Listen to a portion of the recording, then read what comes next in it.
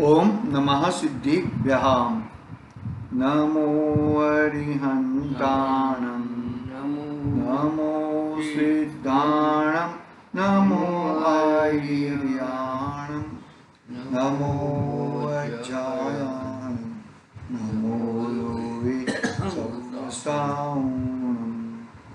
मंगलं भगवान् वीरो, मंगलं गौतमो, मंगलं पुण्डरीकाक्षो, जैवधर्मोऽस्तु मंगलम्। सर्वमंगलमंगल्यं सर्वकल्याणकारिकं, प्रधानं सर्वकर्माणां, जैनं जयतु शासनं, जैनं जयतु शासनं। नमः श्री वर्धमानाय निर्गुणा कलिलात्मने, सानं त्रिलोकानं यद्विद्या दर्पणयति। चेतिले चेतन चेत्या विना केम चालसे।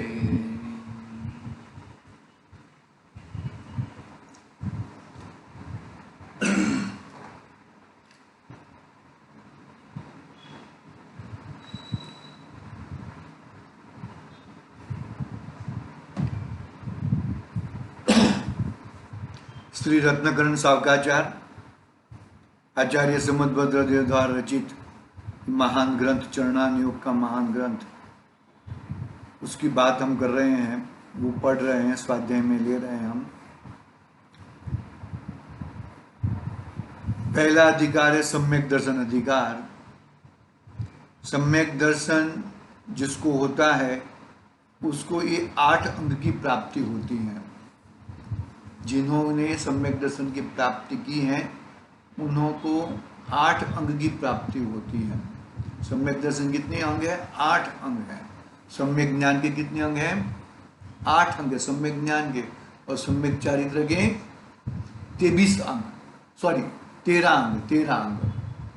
तो टोटल 29 अंग की जयमाला हम करते हैं ना क्षमावाणी में।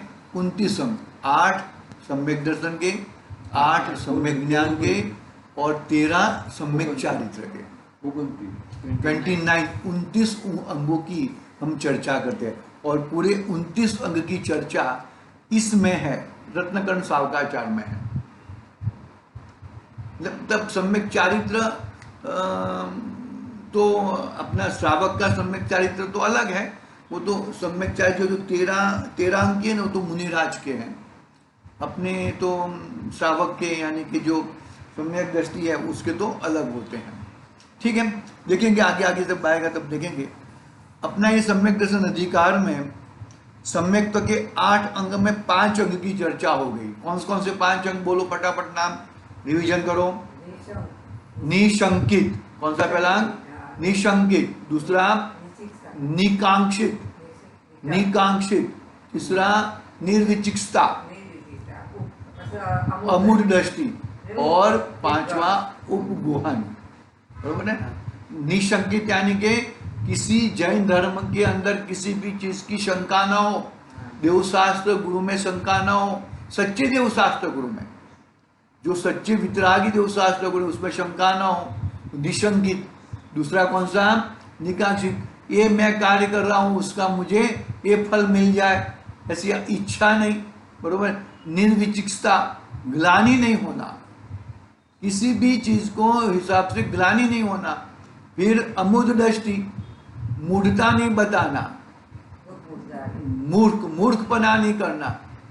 और उपगुहन, अपने गुणों को ढकना, दूसरे के गुणों को दिखाना, अपने दोषों को प्रकट करना और दूसरे के दोषों को छुपाना, और उसको शांति से बताना कि भाई ये तेरे दोष हैं, ये तेरे दोष निकलने चाहिए, नहीं तो गड़बड़ होएगी, संसार में रगड़ेगा, दुख को प्राप्त तो ही होएगा, हमें तो दुख की प्राप्ति तो नहीं होएगी।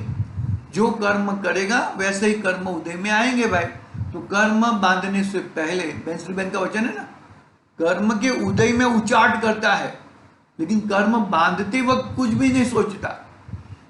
कर्म जो बंधते हैं बंद के समय बंद करते रहता है, बंद करते रहता है, लेकिन उचाट के समय फिर बोकर ना भाई, जो तूने मांगा था वैसा मिल रहा है तेरे को।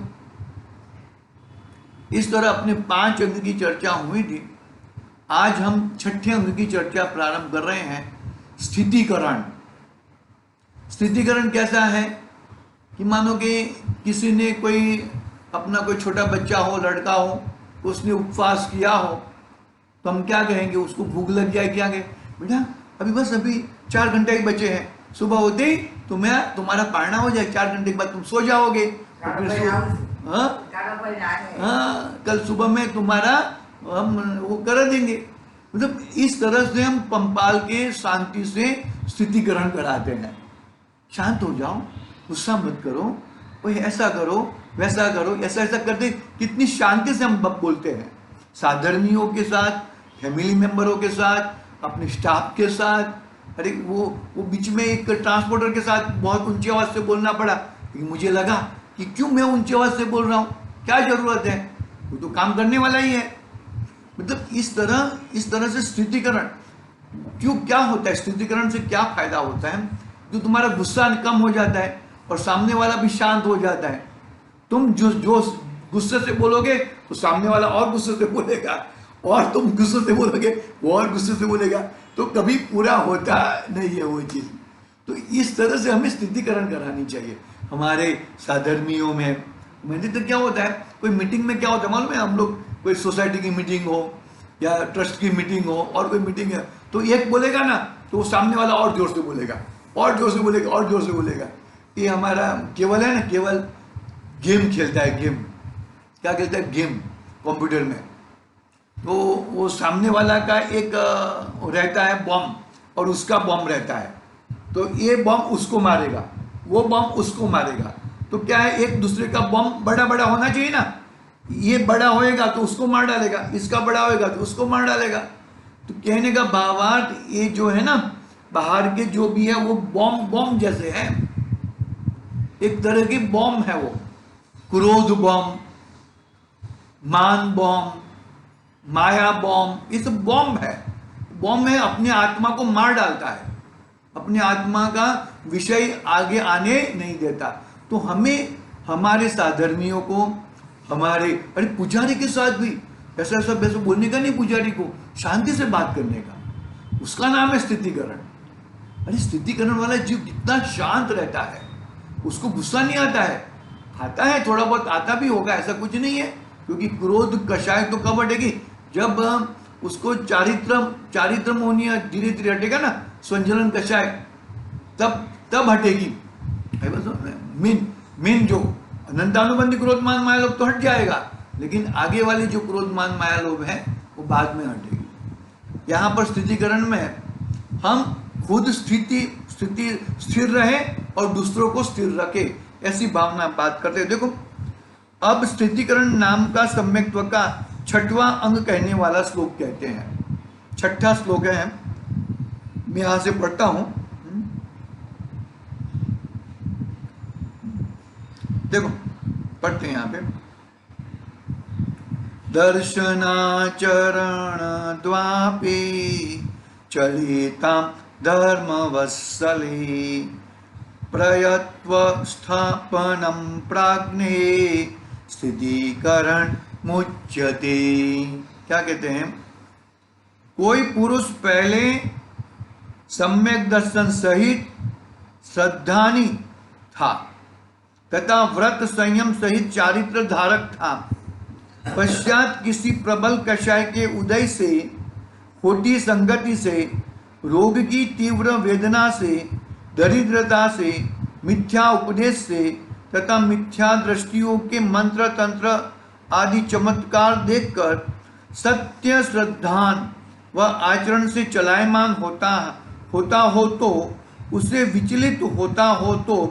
उसे विचलित जानकर जिनका धर्म में वात्सल्य है, ऐसे धर्मात्मा प्रवीण पुरुष उसे उपदेश आदि देकर पुनः सच्चे श्रद्धान व आचरण में स्थापित कर दे, उसे स्थितिकरण अंग कहते हैं।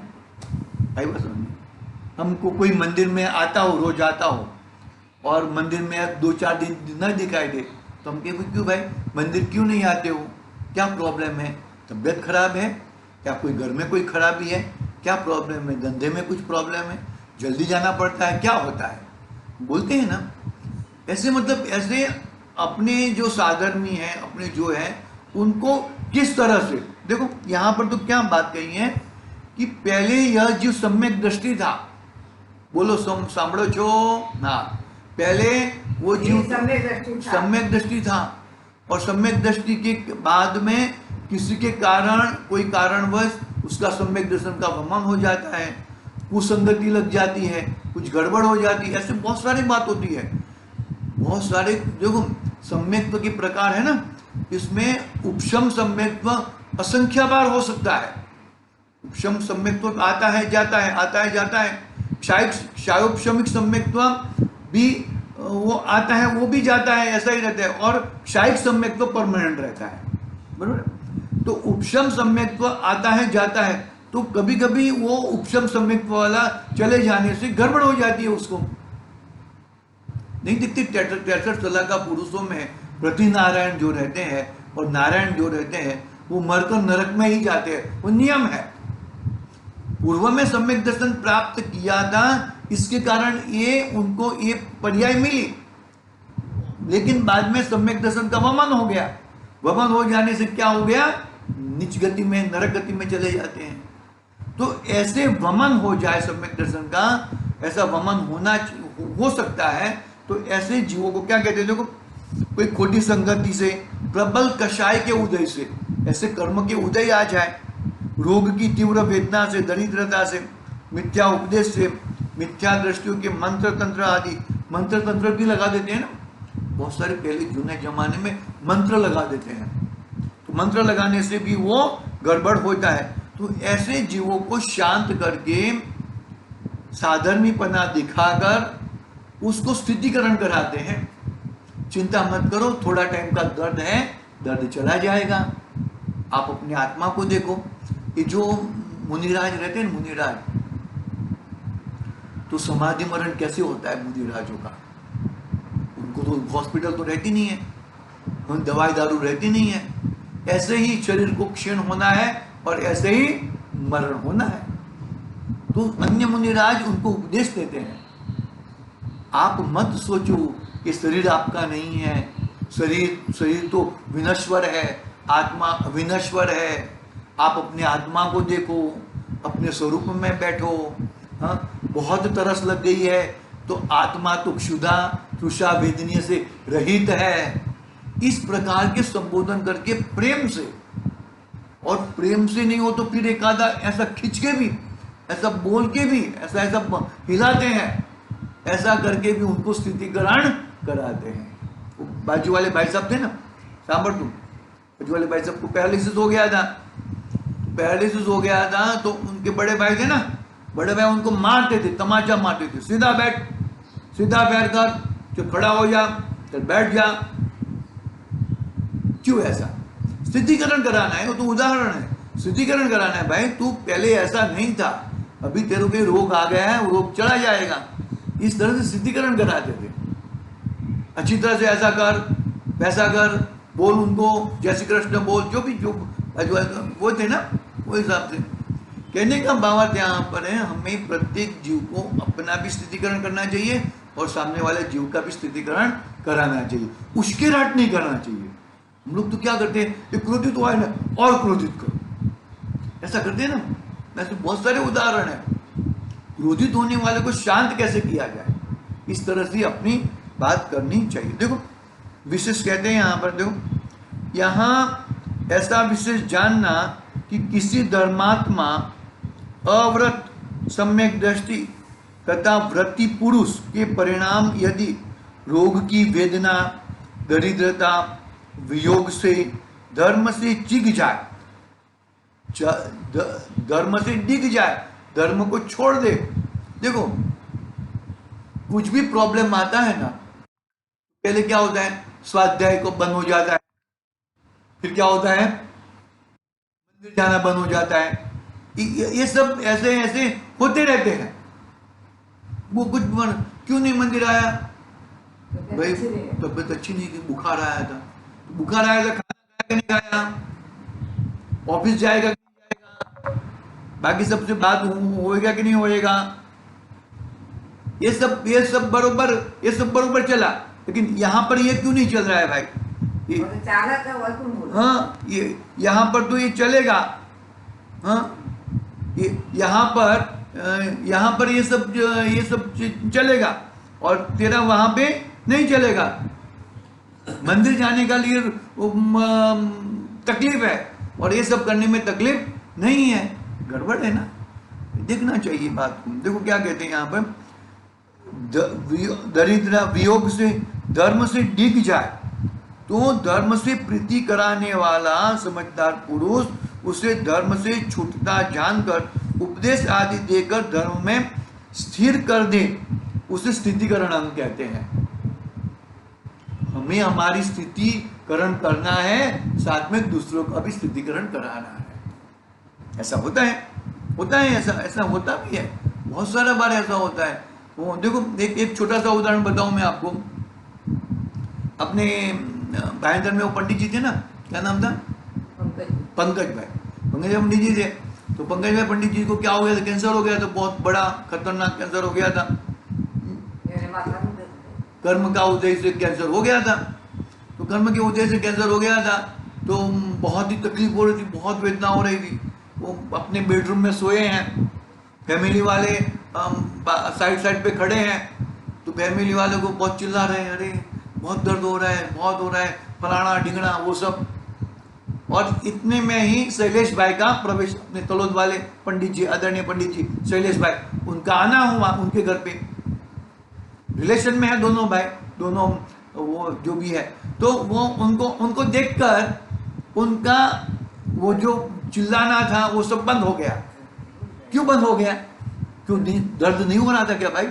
दर्द तो हो रहा था, लेकिन उनका उपयोग दर्द के ऊपर से हट के कहां पे चला गया? शैलेश भाई के ऊपर चला गया। ठीक उसी तरह हमें किसी को दर्द हो रहा है, किसी को हो रहा है, तो उसको धर्म की बात बताओ, सामायिक पाठ कराओ, वो कराओ, क्योंकि दर्द तो होने वाला ही है। शरीर में दर्द नहीं होएगा तो कहां पे दर्द होएगा?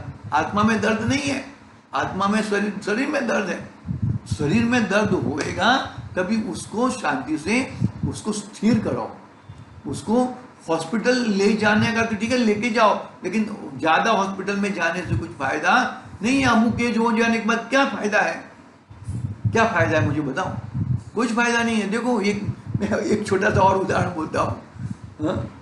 भाई अपने भाई थे ना, भाई वो अंतिम समय में उनको हॉस्पिटल नहीं जाना था ना, पर मेरे को हॉस्पिटल नहीं, मैंने घरे जा, हमारे हॉस्पिटल मेरे को नहीं जाना है। अच्छा है, हाँ नहीं बिताड़ू मैं, तो मैं परेशान नहीं करूंगी।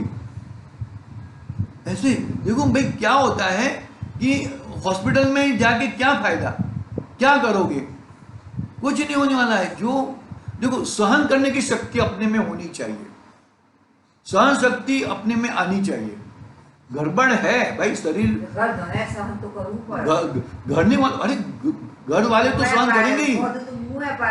हाँ मुंह में पड़े, तो अपने को उसको स्थितिकरण कराना चाहिए, तो ही उसका। अरे हॉस्पिटल में वो ज्ञान के इंजेक्शन दे देंगे, उससे अच्छा होता है क्या?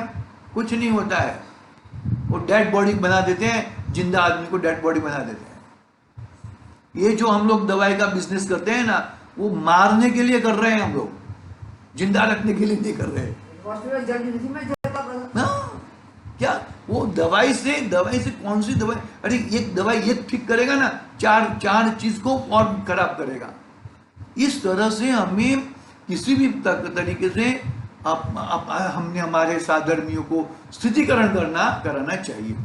तो क्या होता है कि भाई उसको तसल्ली होती है, शांति होती है, गड़बड़ कम होती है। इस तरह से हमें करना चाहिए। देखो, हे धर्म के इच्छुक धर्मानुरागी, सुनो, यह मनुष्य भाव, उसमें उत्तम कुल, इंद्रियों की शक्ति, धर्म का लाभ, ये सब बहुत दुर्लभ चीजें हैं। देखो एक क्या हुआ, ये मनुष्य भाव बरोबर, उसमें उत्तम कुल और इंद्रियों की पांच इंद्रियों बरोबर, धर्म का लाभ, ये सब बहुत दुर्लभ चीजें हैं। सबको नहीं मिलता है सब, दुर्लभ दुर्लभ चीजें। उनका वियोग हो जाने के बाद पुनः उनका मिलना अनंत काल में भी कठिन है। दोबारा मिलना, अपनी इतने सच्चे देव शास्त्र गुरु को वापस मिलना बहुत मुश्किल है, दुर्लभ में दुर्लभ है ये चीज। इसीलिए कर्म के उदय से प्राप्त हुआ रोग, वियोग, दारिद्र्य आदि के दुखों के कायर होकर आर्त परिणामी होना योग्य नहीं है। आर्त ध्यान, रौद्र ध्यान छोड़ो भाई, और धर्म ध्यान में यानी कि अपनी आत्मा में, अपने आत्म स्वभाव में लगो। देखो क्या होता है, उपयोग एक है, उपयोग एक है। अभी वो उपयोग को तुमने शरीर की तरफ लक्ष्य दिया है तो वैसा रहेगा, दुख देगा। और वही उपयोग को यदि जो तुमने आत्म स्वभाव में लगाया है तो वो मालूम भी नहीं पड़ेगा। अरे पहले के जमाने में ऑपरेशन कराते थे ना, तो ये सब बाटला बाटला सुंघाते नहीं थे, वो बाटला नहीं लगाते, वो उसको खटले में बांध देते थे। पहला तो खटले में बांध देते थे, बांध के ऑपरेशन करते थे जो किसको सहन नहीं होता तो। और दूसरे को ऐसा कोई चीज, आप मेरे को कुछ भी मत करो, आप ऑपरेशन कर लो, मैं बैठा हूं। ऐसे ऐसे ताकत वाले, ऐसे ऐसे मजबूत लोग रहते थे पहले। पहले ये शीशी सुंघाने का समय नहीं था, वो मालूम ही नहीं था शीशी कैसे सुंघाते, क्या करते थे पहले तो।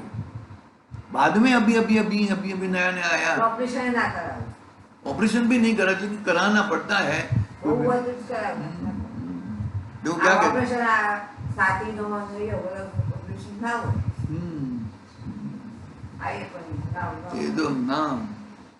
ना क्या कहते, देखो सुनो मेरी बात सुनो, यहाँ पर क्या कहते हैं। हाँ, ये सब बहुत दुर्लभ चीजें मिली हैं। उनका वियोग हो जाने के बाद पुनः उनका मिलना अनंत काल में भी कठिन है।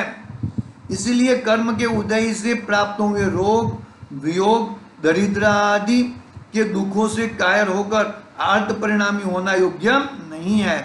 दुखी होने पर कर्म का अधिक बंध होगा, दुखी होने पर कर्म का अधिक बंध होएगा, ज्यादा बंद होएगा दुखी होने पर। भैया तुम ऐसा सोच रहे हो कि भाई मैं ये ज्यादा चिल्लाऊंगा तो ज्यादा, ऐसा नहीं होता है।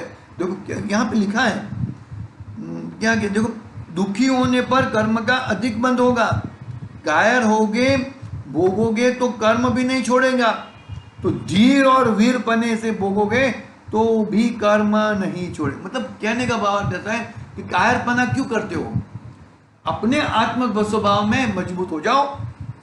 दुर्गति की कारण ही कायरता है, धिक्कार हो। आप सबसे साहस, सब आप तो अब साहस धारण करो, अब साहस धारण करो। अभी ये पर्याय तो छूटने वाली ही है, पर्याय कभी रहती, किसी की पर्याय, कौन सी भी पर्याय नहीं तो पर्याय कहाँ अखंड रहती है। पर्याय तो एक समय की रहती है, लेकिन तेरा आत्मा तो परमानेंट है, वो कभी उसका कुछ होने वाला नहीं है। देखो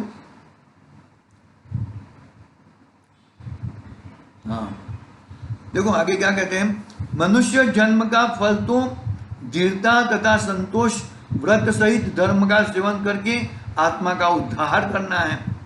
यह मनुष्य शरीर तो रोगों का घर है, एक एक नस में छंडू रोग है। कौन सा नस को किसको करोगे, क्या करोगे, कैसे होएगा। मनुष्य रोगों का घर है, इसमें रोग उत्पन्न होने का क्या आश्चर्य। यहाँ तो धर्म ही शरण है, रोग तो उत्पन्न होगा ही। संयोग है वह वियोग सहित ही होता है, संयोग है वो वियोग सहित ही होता है। किन किन पुरुषों पर दुख नहीं आए, कौन से जीवों के ऊपर दुख नहीं आएगी, तेरे पर दुख नहीं आएगा, दुख आएगा ही समझ के चलना चाहिए हमें।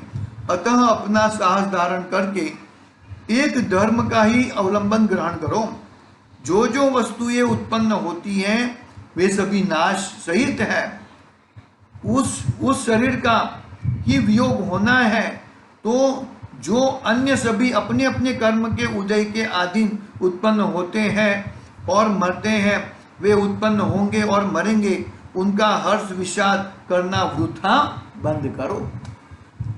किसी का कोई रोना धोना किस बात का भाई, किस बात का रोना धोना है। इस दुखम काल में जो मनुष्य है वे अल्पायु और अल्प बुद्धि के लिए उत्पन्न होते हैं। इस काल में, ये जो दुखम काल है ना, दुखमा काल है ना, पंचम काल दुखम काल है, तो अल्पायु मनुष्य अल्पायु और अल्प बुद्धि लिए ही उत्पन्न होते हैं। इस काल में कषायों की आधीनता, विषयों की दृढ़ता, बुद्धि की मंदता, रोग की अधिकता, ईर्ष्या की बहुलता, दरिद्रता आदि के लिए अधिक उत्पन्न होते हैं। अतः सम्यक ज्ञान प्राप्त करके कर्म को जीतने का उद्यम करना योग्य है, कायर होना योग्य नहीं है। कितनी जबरदस्त बात कर दी। कैसा कैसा महान ग्रंथ है, कैसे आचार्य देव होते होंगे। मुझे तो ऐसा लगता है कि आचार्य को देखते ही, आचार्य को, मुनिराज को देखते ही उसको इतना वैराग्य हो जाता होगा कि मैं अभी का अभी दीक्षा ले लूं। याद रखना, दीक्षा के बिगड़ कोई चारा नहीं है, दीक्षा ही महान है, और वो भी सच्ची दीक्षा। 28 मूल गुण का तो निरतिचार पालन होना ही चाहिए। भले आत्मिक सुख थोड़ा आगे पीछे हो, लेकिन आत्मिक सुख तो होना ही चाहिए, वो तो फिक्स है। लेकिन 28 मूल गुण का निरतिचार पालन नहीं होएगा और दीक्षा धारण कर ली तो गड़बड़ हो जाएगा भैया। देखो कितना जबरदस्त बात बताते हैं कि इस दुखम काल में जो मनुष्य है वो अल्पायु है, अल्प बुद्धि लिए उत्पन्न हुए हैं। इस काल में कषायों की अधीनता, बहुत कषाय वाले रहते हैं, ज्यादा क्रोधी लोग, विषयों की दृढ़ता, ये विषय का रस ले लूं, ये विषय का ये कर लूं, ये कर लूं, ऐसे बुद्धि की मंदता, ज्यादा बुद्धि वाले होते नहीं है, बरोबर। रोगों की अधिकता, बहुत प्रकार के रोग रहते ही हैं। कितने कोरोना हो गया, कितने लोग मर गए, हाँ, ऐसे ऐसे हवा से कोरोना घुस जाए अंदर। कितने रोगों की अधिकता, ईर्ष्या की बहुलता, ईर्ष्या ही आगे जा रहा है ना, उसका पैर खींचो कैसे कैसे करके उसको गिराओ मैं नीचे, उसको ऑर्डर जा रहा है ना, उसको ऑर्डर नहीं जाना चाहिए, ये ऑर्डर मुझे आना चाहिए। ईर्ष्या की बहुलता, दरिद्रता आदि के लिए अधिक उत्पन्न होते हैं। तो क्या कहते हैं, अतः सम्यक ज्ञान प्राप्त करके कर्म को जीतने का उद्यम करना चाहिए, कायर होना योग्य नहीं है। किसका उपदेश देते हैं, उद्यम करना चाहिए। किसका उद्यम करना चाहिए, सम्यक ज्ञान का। ऐसा उपदेश देकर परिणामों को स्थिर करें। रोगी हो तो औषधि, भोजन, पथ्यादि द्वारा उपचार करें। रोग हो तो किसी औषधि से, भोजन, पथ्यादि उपचार करें। 12 प्रकार की भावनाओं का स्मरण करावे। शरीर की सेवा, मल मूत्र आदि विकृति को दूर करके जिस प्रकार के परिणामों को धर्म में दृढ़ कराना वह स्थितिकरण अंग है। सब जन पढ़े छे तो ઊંઘ આવે છે,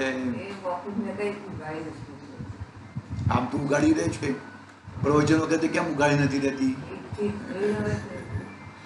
देखो क्या कहते हैं आगे। हाँ, समय तो हो गया है, पूरा तो नहीं होएगा, देख लेते हैं, चलो 2 पैराग्राफ पढ़ लेते हैं।